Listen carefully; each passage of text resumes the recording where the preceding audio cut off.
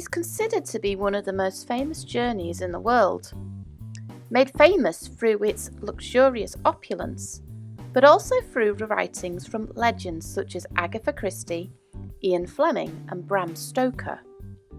Of course, I'm talking about the legendary Orient Express.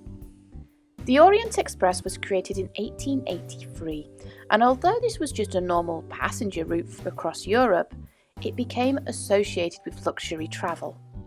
Although the route has changed many times, the main two cities it served was Paris and Constantinople, which is now present-day Istanbul.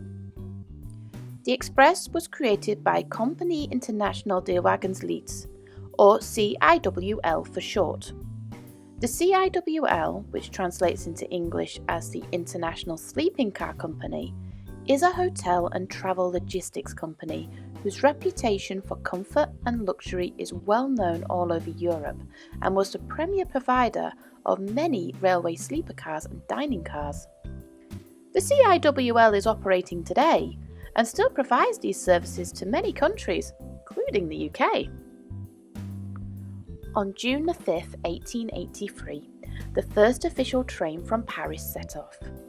This train consisted of a baggage car, 3 sleeping coaches with 3 separate axles, 1 sleeping coach with bogies, used for a smoother ride, and a restaurant car. The best part of the journey many consider is the meals. The Orient Express prides itself on serving only the best.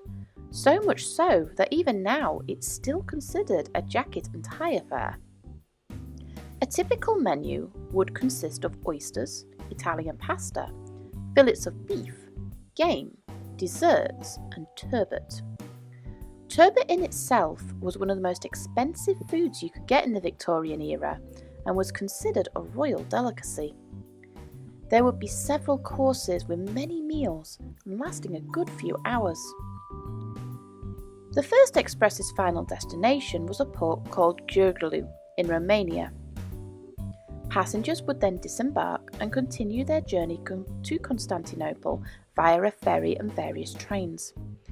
It was only in 1885 that a secondary route from Vienna allowed the trains to connect directly to the port of Varna, which meant passengers would only need to take 1 ferry to get to Constantinople. It carried right through until the onset of World War I, where the service was suspended. It resumed right again after the war, and a new tunnel called the Simplon Tunnel was built and allowed the express to connect via Milan, Venice and through Austria. The new services and lines became extremely popular in the 1930s, and at one point there was 3 different Orient Expresses running. One would serve the old route to Constantinople, while the other would go through the tunnel, and a third connected Bucharest and Athens. The train carried everybody from the rich and the famous to nobility and royalty. And it was also at the time it gained its Art Deco style, which is synonymous with the 1930s. The service was once again suspended following the onset of World War II, and this started the downfall for the Orient Express. When the war ended and the Iron Curtain began to grow, it became increasingly difficult to cross between borders, especially going through countries which were now occupied by communist rule. With the increase of air travel and the difficulties of crossing borderlines, in 1962, 2 of the routes, including the original Orient Express route, were no longer considered viable to run and were closed. The last remaining route, which went through the tunnel, continued to run, but this was replaced by a slower service and was shortened from Paris to Belgrade, with only a twice-weekly service serving Istanbul in Athens. The CIWL stopped running this service in 1971. However, they allowed for private companies to use and lease the carriages, but they could see the Orient Express was clearly at an end. So they decided to withdraw the Paris to Athens route 5 years later, and on the 19th of May 1977, the Orient Express took its very last journey before it withdrawing. This was the end of the Orient Express as a commercial route. But but there are still tracks going to these countries and many trains do travel by them.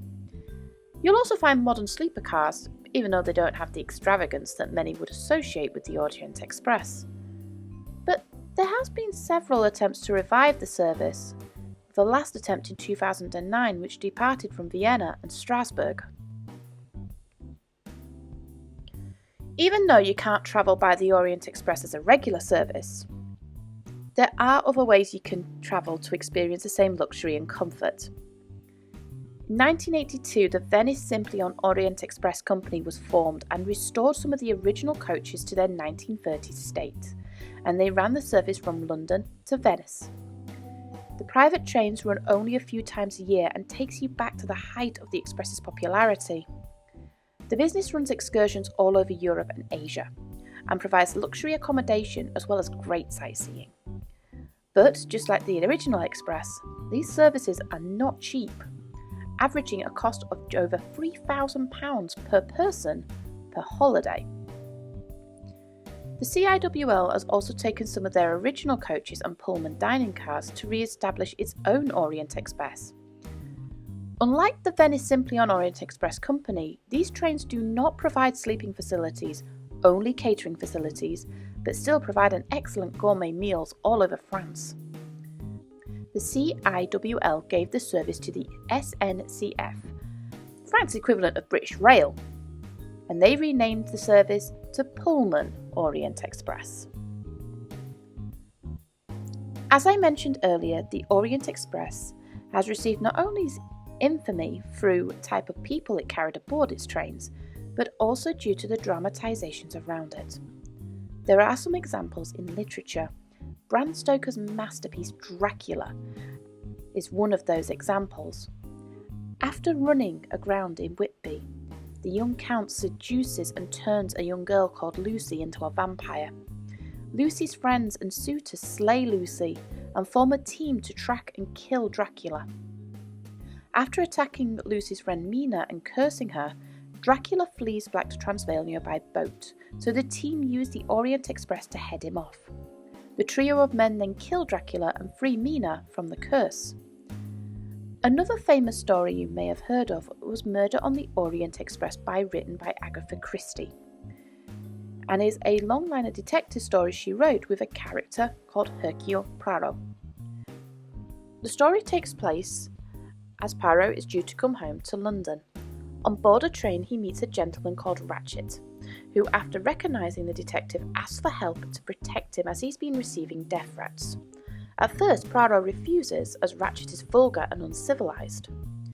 That night Poirot heard peculiar occurrences coming from Ratchet's cabin, and the next morning he was found dead. Following Poirot's investigations, he found that Ratchet was the prime suspect in a murder case of a 3-year-old girl called Daisy. Through his detective work, he found who'd done it and gathered the passengers together. It's not for me to give the ending away, as it may surprise you as to what happened once the culprit was uncovered. Of course, there are references to the Orient Express, and even today you can book an excursion or a murder mystery based on the famous train. If you're travelling to Istanbul on the train, or to Greece, or even Venice or Rome, I would recommend to get these 2 books and sit back and think about how this famous train made the world just a little bit smaller.